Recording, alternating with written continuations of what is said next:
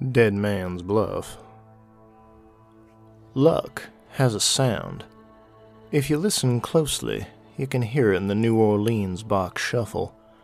There's a certain cadence, a rhythm broken only by the cutting of the deck that's unmistakable if you know what you're listening for. Faking that was hard, but not impossible if you put in the time and dedication to learn how. James Garnett had practiced since before his voice had started to crack, and in his hands the deck was true as a wife and honest as gold. It was a masterful performance, and like any accomplished stage show, when it was done right, no one ever noticed. The man who taught him to deal crooked diamonds had been a great apostate of luck. Luck was for fools and farriers, his father had said, and unless his son wanted to hang horseshoes for the rest of his days, then he'd best learn to sharpen his cards until they could draw blood. His father had demanded absolute perfection, and in time, Garnett had learned to deliver it without fail. His father had yelled at him when he'd made mistakes, and occasionally given him the back of his hand, but he had never once damaged his son's fingers. Even on nights when he'd gone to bed with a fat lip or a swollen eye, Garnett's hands were always safe from his father's punishments. It was for his own good, his father had told him on nights when he'd drunk enough to loosen his usually closed mouth. Luck was an awful mistress, and if you played her false one too many times, she would come for you. And when she came, her wrath would be swift and terrible. Best to keep her sweet as long as you could, and to know when it was time to move along. For his part, Garnett had scoffed at the idea that he might be cursed just for dealing a few fools the hand they so richly deserved. But as he'd grown older and wiser, he'd begun to wonder about his old man's rambling sermons about Lady Luck, and if there really was something out there keeping score of his backhanded deals. He wondered how, time after time, even his best laid plans seemed to unravel just as his fingers brushed the brass ring, driving him on to the next town to start all over again. It was in Gallows Hill, identical to dozens of other small cow towns that dotted maps of the West like a frontier rash, that Garnett was sure he'd found a place to recoup some of his losses. A herd of longhorn steers had come through recently, and the drovers mixed with what few townsfolk there were at a saloon called the Hangman's Laugh, a dowdy place where the beer was cloudier than the glasses, and the floorboards were the only things that were straight and narrow. There were drinkers and diners aplenty in the bar, though, and that was what mattered. Men who had earned their money with sweat and grit, and who were now buying themselves a little pleasure with it. Many of them, flush and idle, were more than happy to play a hand or three of poker, especially if Garnett was buying the first round to get the friendly game going. He started off losing, but Garnett always made sure to win when it counted. He spun yarns, told jokes, and made sure that even when a man lost the game, he still had something to laugh about. A few dour fellows were immune to his charms, but their chairs never stood empty for long once they'd walked away from his table. There was no trouble in his corner of the place, and enough of his money trickled back behind the bar that he doubted the house would take the side of anyone who was sore over a losing hand. Garnett had been alone at his table for nearly half an hour, and he was nearly ready to pack it in for the night, when the batwing doors eased open, and a figure stepped out of the evening darkness. It resolved into a pale young man in an old-fashioned high collar. He wore a long black coat and a flat-crowned hat. He looked like bad luck, dressed up in his Sunday go-to-meeting. He glanced around the room, and his gaze settled on Garnett's table. The young man crossed the room, his heels knocking on the hardwood floor.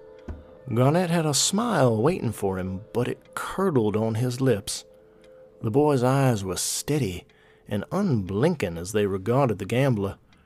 They were an unsettling shade of green, like the luminescent burning copper in a Chinaman's firecracker. "Evening," Garnett said, clearing his throat.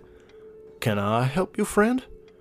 "I'm looking for a game," the young man said, his voice a strangled whisper. He touched the green felt of the tabletop, dragging the tip of one finger across the cloth. "Have one more hand in you?"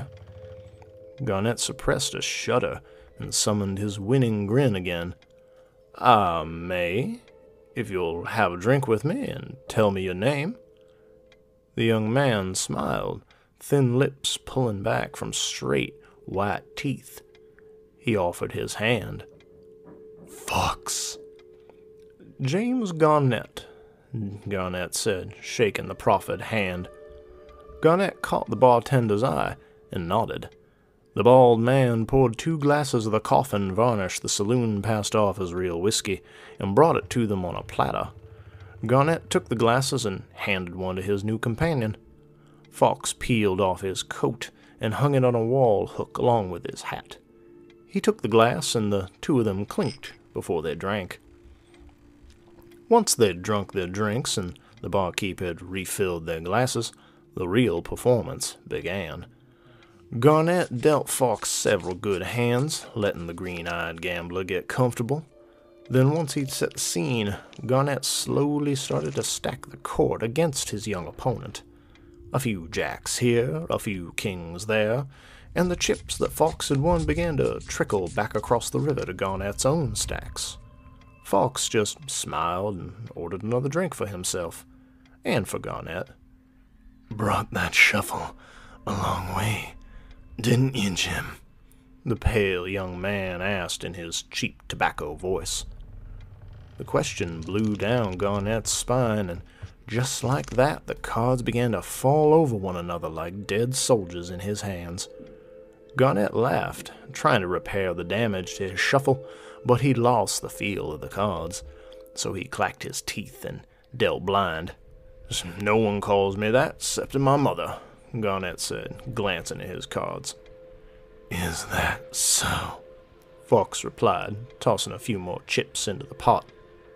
"Odd, that. Oh, well, I suppose there's more than one Louisiana gambler who handles a deck as well as you do that's come out west." "A fair number of them, I would wager," Garnett said. Garnett lost that hand, and lost it badly. Once the cards were gathered, Fox held out his hand. Garnett frowned, but held the cards out. Fox took the deck with his left hand, and he did something that was hard for Garnett's eye to follow. With a smooth flick of the wrist and a slide of his fingers, he cut the cards once, twice, and a third time before offering the cards back to Garnett. "I don't shuck another man's deck," he said, humor dancing in his sea-glass gaze. "You keep the cards. I don't need to deal you, Jim." Garnett took the deck back and realized his hands were clammy with sweat. His mouth had gone dry as trail dust, and there was something niggling at his mind. Something that he should remember, but the thought was shy, and it wouldn't come. So Garnett put his performer's smile back on and shuffled the deck again. From that hand on, though, it seemed like he just couldn't win. Aces deserted their posts, full houses stood empty, and once he dealt himself the cards he'd meant to give Fox. It wasn't every hand, but it was enough to bleed Garnett of the winnings he'd managed to amass since he'd sat down that afternoon. When Garnett came up for air, he saw the saloon had died, like a snake with a broken back. There had been some music when they'd started playing, and there had even been some other games going on around the room, but the life had bled out between the cracks when he hadn't been watching. He took a sip of his drink, swished it around in his mouth, and swallowed. It was time to bring the game to a close. When Garnett picked up the cards again, he was careful to skim them over his fingertips. As he shuffled, he felt for the subtle curves and the barely there pockmarks that told him what faces lurked on the other side. This time, there weren't any mistakes. There were no wandering loyalties, and the cards danced the box social just the way he told them to. The cards slid across the felt smooth as buttered silk and twice as sweet. Headed back east? Fawkes asked, tossing his ante into the center of the table. I wasn't terribly set on one direction over another, Garnett said, anteing up as well. He looked at his hand. Aces full of jacks, with the 2 court pages wall-eyeing one another, just as he'd known they would be. What about you? Heading that way? Yes, Fawkes said. I've got business with a man. As Fawkes spoke, he rearranged his cards on the table with a single finger. The cards curved in a sickle moon, like a huckster's fortune-telling. Once the cards had been arranged to his liking, Fawkes tossed 3 of his blue chips into the pot. Garnett had seen some strange gambits in his time, but he'd never seen a man bet blind in a game of bluff before. Garnett paused, glanced at his cards again, then he matched and raised. "Who's the man you're looking for?" Garnett asked. "Always happy to help when I can." A fellow by the name of Ruby, Fawkes said. Jim Ruby. "Gentleman, Jim Ruby?" Garnett asked. "I've heard the name, but I also heard that he died. Something about a falling out with Johnny Ringgold and his black-hearted bunch." "No, Ruby isn't dead," Fawkes said. He matched Garnett's raise without so much as glancing at his own hand, then added another stack of chips with a casual push. "Had the word straight from Ringgold himself." "I thought he was dead, too," Garnett asked, looking at the pot. He could have stopped right then, taken his earnings, and called it a night. He had more money than he'd come to town with, and it was enough to see him on to the next burg. But he had never been a man to walk away from good odds, especially when he tilted them in his own favor. So he pushed the remainder of his chips into the pot. "Ringgold? Oh, yes, dead as Latin," Fawkes answered, pulling his lips back from his teeth again. The expression transformed his face into something unpleasant, a rattlesnake smile that was all poison and pain. "Ringgold, Harlan Jackson, Mickey Connors, and Adam Fredericks. Terrible ends, one and all." As he spoke each name, Fawkes dropped a stack of chips into the pot. They crashed and slid, the sound echoing in the mostly empty bar. His head was tilted slightly to one side, and in the dim light of the kerosene his eyes seemed to burn, like the corpse lamps that hovered over the still waters of lost swamps and tempted late-night travelers to step off the trail. That look made Garnett's mouth go numb and his throat clench tight. The thought he'd been trying to remember came to his mind again, flicking around the edges of his memory like a moth fluttering at a lamp. It was a dark shape, like a half-remembered dream of something shameful. Garnett licked his lips, then laid his cards face up on the table. "Shall we see what it is you have?" he asked. As the one hand laid down his cards, Garnett slid the other to the hidden pocket in his waistcoat, drawing out the pepper-box pistol he always carried there. A little insurance, just in case some unpleasantness should result from a friendly game gone awry, or in case he caught someone else cheating, which broke the first rule his father had ever taught him. Fawkes kept smiling, and he turned the cards over one at a time. His movements were smooth, a simple turn that Garnett had seen somewhere before. He smelled the dead ghost of old incense and licked dry lips as he watched, mesmerized. One by one the hand was revealed, and Garnett felt the trap drop out in his guts. Hoyle's painted ladies stared up at him. The 4 queens clustered around the ace of spades. There was something different about the high card, though. The ace was upside down, the tip of the black spear pointing at Garnett's chest like an accusatory finger. The edges of the card were blackened as if it had been in a fire, and the face was a miniature masterpiece that had been painted with careful brushstrokes. He had seen that card before. 5 years ago, on the day that he and all the others had been well and truly cursed. "How did they die?" Garnett asked. His voice didn't shake, and there was no sweat on his brow. He took a steadier grip on his pistol, swallowing the rest of his drink, so Fox will be looking at the hand with the empty glass in it. "The others that you mentioned, I mean." "Their luck just ran out," Fox replied, leaning back in his chair. His smile remained on his face, and he made no move to reach for the pot.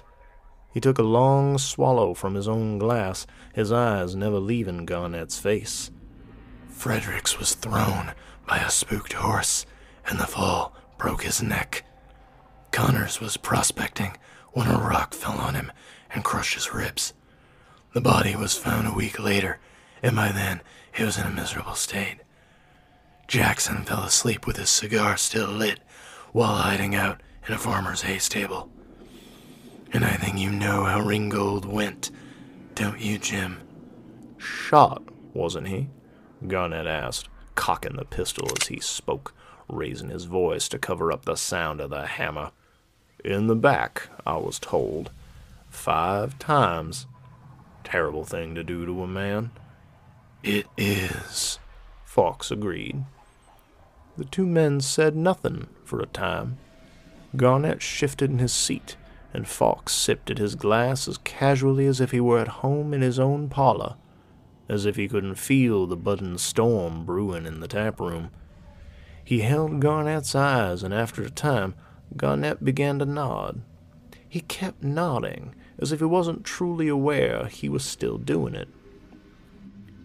"The witch," he said.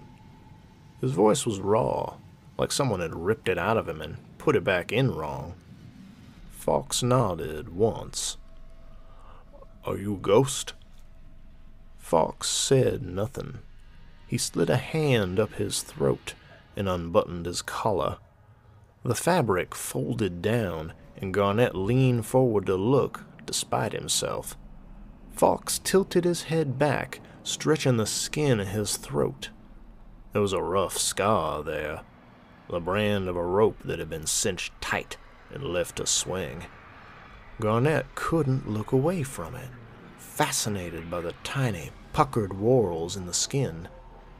He remembered now. The house in the hills that none of them knew was there. The fortune-teller who lived in it and who had laid the cards for each of them in turn. The woman that Jackson had taken and then passed around to the others. He remembered her green eyes burning with a devil's fire. She had spoken her curse and Jackson had struck her. He kept doing it, laughing with breath that smelled like an all-sorts barrel. Then Garnett remembered the boy, pale and dark-haired, how he'd tried to run and how they'd drug him back with a rope.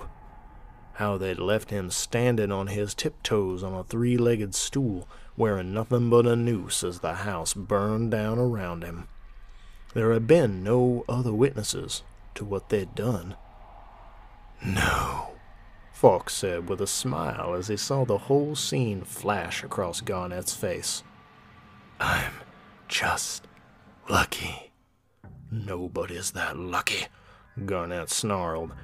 He raised the gun, holding it at arm's length. Fox saw the gun, but he didn't move. He just tilted his head to one side. His neck popped, making him look like a man still hanging from a noose. "Don't do it," Fox said, his voice low and soft. Garnett pulled the trigger, and the gun exploded in his hand. All it took was a second. The hammer fell on a jostled load, and the powder sparked into the other chambers. The whole mechanism flew apart like a demon's sneeze. Hot lead and sharp steel gouging the tabletop and digging into the floor. Garnett's hand was gone, a blackened ruin of bone and slag with raw, red meat showing through charred flesh. His mouth had been open to scream, and it had stayed that way. The hammer had flown free, pulping the gambler's silvered tongue. Slivers of hot lead popped his eyes, the thick goo run down his face like egg-white tears of contrition for every game he'd ever rigged. The thing that had once been Gentleman Jim Ruby, the keenest sharp in the deck, tried to get to its feet. The man's body knew it was dying, even if the spirit wasn't ready to admit it. The shattered hulk crashed to the floor, choking on its own blood and bile before the flesh shuddered and went still. A last breath rattled past broken teeth, and Jim Ruby was no more. The green-eyed gambler lifted his drink in a toast and knocked back the blackberry whiskey neat as pips. He stood, clearing the green felt, like a priest wiping off an altar once the service was over and all the attendants had shuffled out the front door. The young man with the hangman's smile picked up the ace he'd brought all the way from that backwoods cabin where he'd been raised and placed it squarely in the center of the table. He touched his face, rubbing a small cut from where one of the pepper box's errant bullets had whizzed past, and let a drop of his own blood fall in the center of the spade. It sat there, round and perfect, darkening the varnish. Finally, he placed every red chip he'd earned atop it, and left them there as he collected the rest of his winnings. Just for good luck.